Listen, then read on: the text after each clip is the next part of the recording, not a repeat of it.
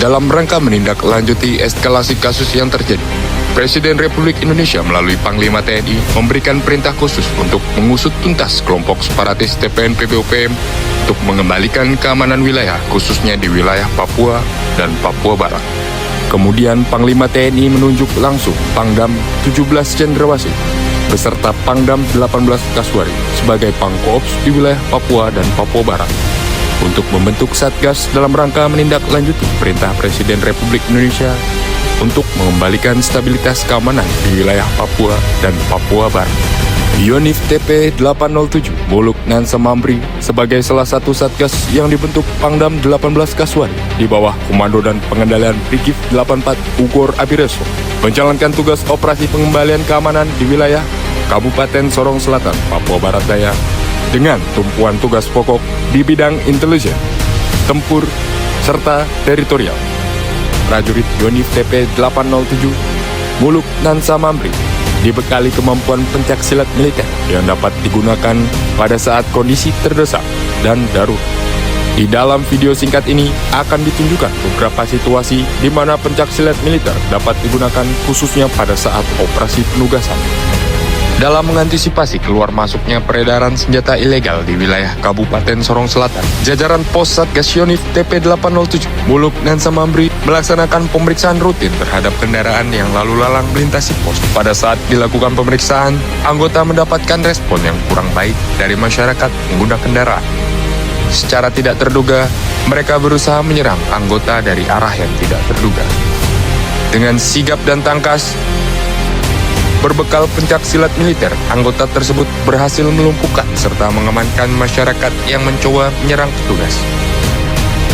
Setelah diadakan pemeriksaan lebih lanjut, masyarakat tersebut terbukti membawa beberapa pucuk senjata, baik rakitan dan pistol, yang nantinya akan didistribusikan kepada sisa kelompok OPM.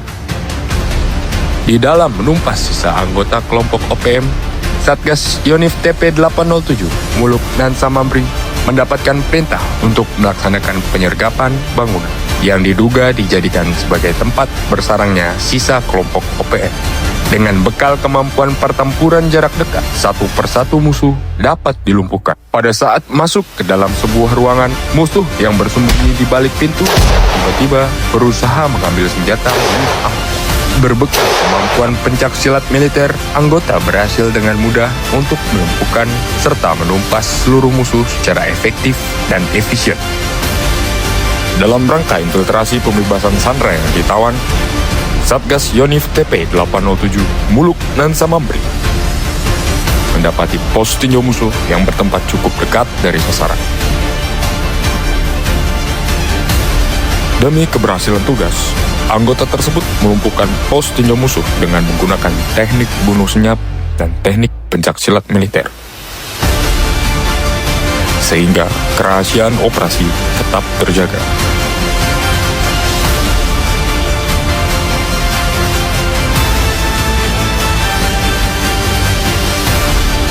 Setelah berhasil melumpuhkan pos tinjau musuh, Satgas Yonif TP 807 Muluk Nansa Mambri melanjutkan infiltrasi menuju ke titik aksi. Pencaksilat militer juga secara efektif dapat digunakan untuk melumpuhkan musuh dalam pertempuran jarak dekat. Pada akhirnya, seluruh musuh dapat ditumpas dan sandera pun berhasil dibebaskan.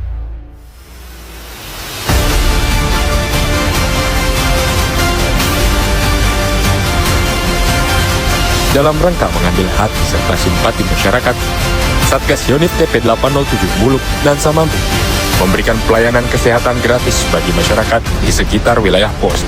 Di dalam pelaksanaannya, anggota mendapat kendala berupa konflik sosial, di mana salah seorang masyarakat yang berada dalam pengaruh minuman keras berusaha memprovokasi dan mendorong petugas. Dengan anarkis, salah seorang masyarakat tersebut bahkan menyerang petugas menggunakan senjata tajam. Dengan sigap, petugas berhasil menghindar serta melumpuhkan provokator dan menjauhkannya dari pusat keramaian. dalam mendukung program pemerintah daerah di bidang ketahanan pangan, sekaligus mendorong perekonomian daerah setempat. Satgas Yonif TP 807 Buluk dan Samabri mendistribusikan hasil panennya kepada pedagang di pasar. Pada saat dilaksanakan pendistribusian, anggota mendapati keluhan masyarakat tentang kondusivitas pasar yang terganggu diakibatkan ulah beberapa kelompok pemuda yang sering mabuk-mabukan dan mengganggu beberapa pedagang. Anggota berusaha menegur pemuda tersebut, namun mendapati pemuda tersebut tidak terima dan mencoba memanggil rekannya. Perkelahian tak terelakkan terjadi. Pemuda yang tadinya berusaha menyerang, pada akhirnya mampu dilumpuhkan serta diamankan prajurit.